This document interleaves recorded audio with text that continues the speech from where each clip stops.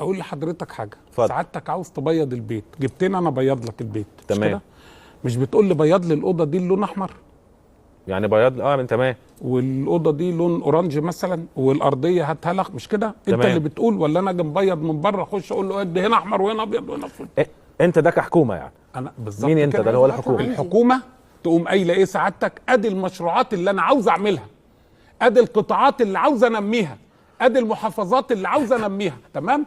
وتقول للمستثمرين اللي هيجي يستثمر في الحته دي هو اللي هديله الحوافز الاستثماريه. انما ما سيبوش كده على الهوا، يبقى اللي جاي يعمل لي مجات زي اللي جاي يعمل لي محطه صرف صحي، زي اللي جاي يعمل لي محطه لتحليه المياه، زي اللي جاي يبحث عن البترول وخلافه. تمام. انا اللي حدد انا عاوز ايه، خطه الدوله خلال الفتره اللي جايه ايه؟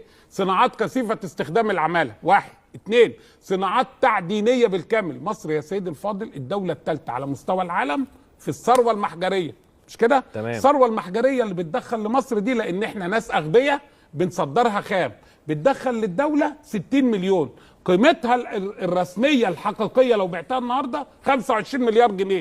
يبقى الفرق من 60 مليون ل 25 مليار يعني 24 مليار و940 مليون بيخشوا جيوب الوسطاء، لان احنا ناس مكسرين نعمل قيمه مضافه للمنتج فنرفعه من 25 يبقى لو احنا مليون قلنا 5 كلمات ممنوع تصدير اي مواد خام، 5 كلمات دولت يوفر لمصر كده مفيش 23 مليار دولار بالاضافه ل1.5 مليون فرصه عمل.